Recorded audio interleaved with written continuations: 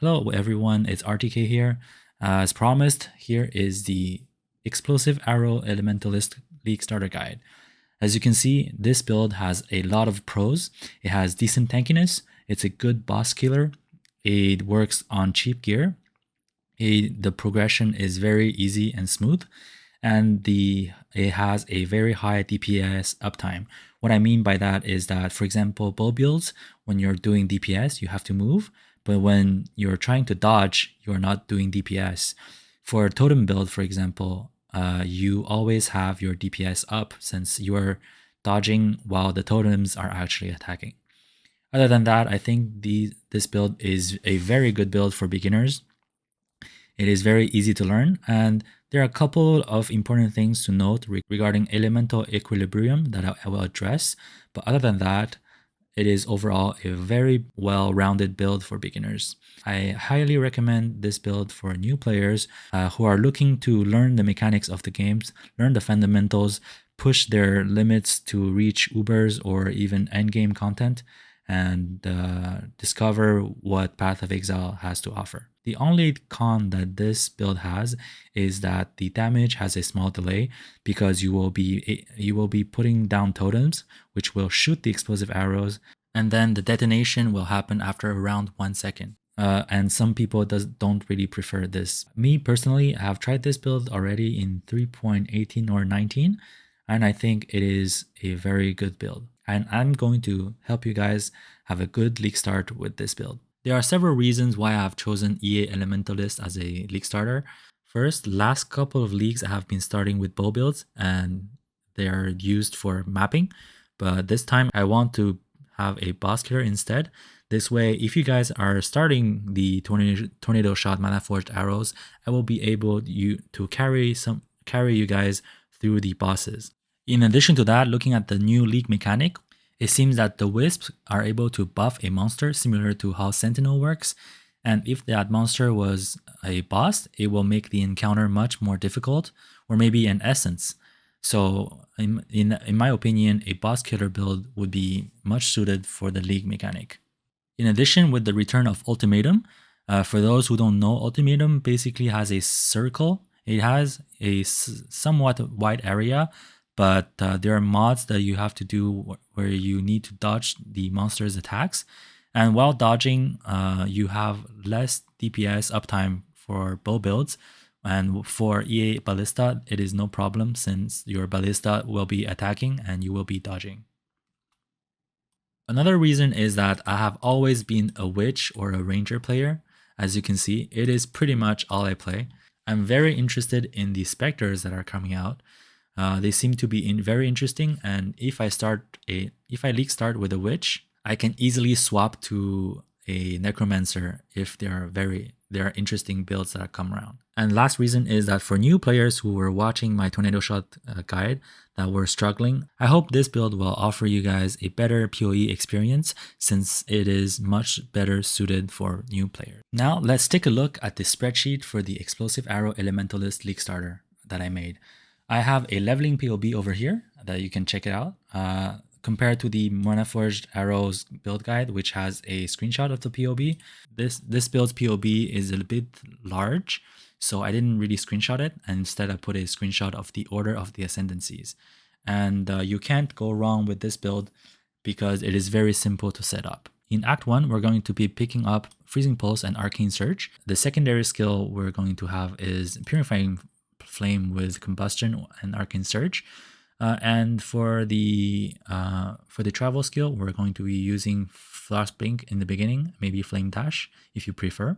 In the later acts, we can combine it with Blink Arrow, which will help with our movement. A big upgrade to our damage is in Act 2 when we get Holy Flame Totem, and around level 12, we can get Holy Flame Totem, Flame Wall, Wave of Conviction. These three skills will be your main damaging skills. With these three skills, you will be able to clear the acts until Act 4, where you finish the first lab and get the Explosive Arrow Ballista set up. In the middle, you should pick up the auras to increase your damage and the curse at level 24, the flammability, which you can self-cast on bosses or on bosses that are tough to kill. Around Act 4, when you complete the first lab, where you get the Shaper of Flames, I believe, which will grant us, which says hits always ignite and all damage can ignite. This will basically help enable the Explosive Arrow Ballista skill. This is where we can swap to Explosive Arrow and use it as our main skill. And we can automate our curse using Arcanist Brand at level 38. By attaching a brand to an enemy, it will cast a flammability curse and automatically. Once we reach this point, we can also change our aura for precision, grace, and determination. The precision aura is very important because it grants us accuracy, and it is one of the important stats for this build. Other than that, you can have a 3-link or 2-link utility that has Frenzy that will generate Frenzy, which gives us attack speed. After the transition into the Explosive Arrow, it is pretty much smooth sailing from that point on. Using a bow with high attack speed will greatly increase your damage, and Explosive Arrow also scales very well with levels. So as you level up the gems, your damage automatically increase. Some important rules to follow, which is very important, is that 1, you cannot have added fire damage in any gear. This is because of a passive in the tree called Elemental Equilibrium. We get Elemental Equilibrium around Act 8. So this says that hits with that elemental damage remove exposure to those elements and inflicts exposure to other elements. And exposure inflicted this way applies minus 25% to resistances. What this basically means is that if you deal fire damage, you will remove the fire exposure, but if you deal cold or lightning damage, you will apply fire exposure. Since our damage comes from ignite and is mainly fire, we want to apply the exposure through cold or lightning damage. And this is done through just a small amount of added cold or lightning damage on our gear. Other than that, it should note that the Explosive Arrow will not work with Pierce, Chain, or Fork. If you have those support, the arrow will actually not stick on the target. And if you're playing with friends and they're playing a bow build, for example, and marking the enemies with Sniper's Mark, your Explosive Arrow will actually go through the enemy and split off into the walls, which basically disabled our entire build. And the third point is that you have to make sure that you have enough accuracy, and your hit chance should be 100% in your character stats tab. If your accuracy is not 100%, when your totem fire the Explosive Arrow, there's a chance they actually miss the target. So it is very important to have enough accuracy to reach 100% hit chance. And lastly, we need to use a bow with high attack speed. With higher attack speed, the totems will apply the Explosive Arrow faster onto the target and make it easier to reach the 20 maximum Explosive Arrow threshold, which will detonate the explosion earlier than the actual base duration.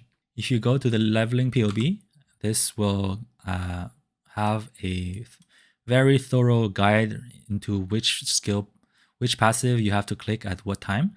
This is what the passive tree would look like for the early game.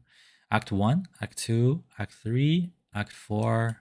At this point, this is where we switch to Explosive Arrow, and we have Sovereignty, Mana Reservation, Efficiency, which will help us enable the Determination, Precision, and Grace auras. And once we switch to Explosive Arrow, we can take Ancestral Bonds, which says that we can't really deal damage with skills ourselves, but we can have one more summon totem. After that, and we basically go all the way down to get Elemental Equilibrium, and then afterwards we get more damage to our tree by getting the additional totem over here, and additional totem over here as well. For the end game, I will be posting updates to this build, so if you guys are interested, subscribe and I will keep you guys updated with this build. This is an example of an endgame level 96 POB. Basically, we're going to be getting some cluster jewels that will enhance our damage.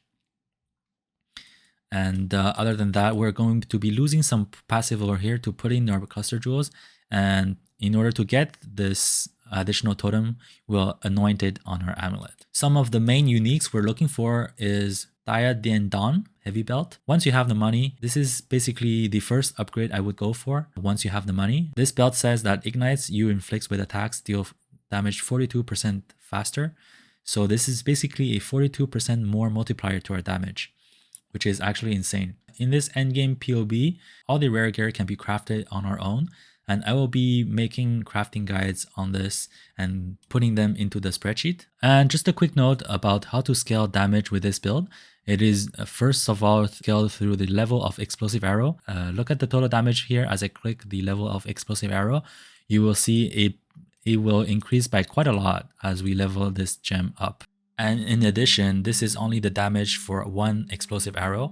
You can click the stages under the explosive arrow skill to increase the number of the arrows and check the total damage. So the way we increase the level of explosive arrow is to have +3 level of succulent gems in our bow. This one has +2, but later on we can get +3. And also the amulet gives us a level to all skill gems. So that would be at least +4 levels through just the bow and the amulet alone. And in the endgame, I can use Empower and Awaken Empower support towards in the endgame in our 6-link setup for our explosive arrow. Other than that, the mods we're looking for is mainly it is going to be mainly damage over time multiplier.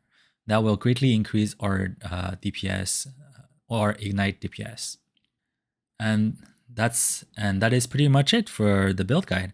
I will keep you guys updated as I play this throughout the league. So I will have more videos and maybe trade links similar to the Mana Forge arrows. And I will keep new POBs over here as I progress through the league. And that's it. This is going to be my league starter for PoE 3.23 Affliction League. And I hope you guys enjoyed this video and enjoy this build and follow along for all the new players. And don't worry about it. I will also be doing research on the Tornado Shot Mana Forge arrows to see if there are new techs and upgrades that you can do for the endgame with regards to the new ascendancies and upgrades. And I will keep you guys updated with that as well. And if you guys have any questions, please feel free to jump into my Discord and ask me the questions regarding the build or any other questions you may have regarding the game. I will try my best to help you out, and hope you have a great experience enjoying Path of Exile. As usual, thank you guys for watching. Leave a like, subscribe, and maybe leave a comment about what you are going to start with this league. And see you guys next time.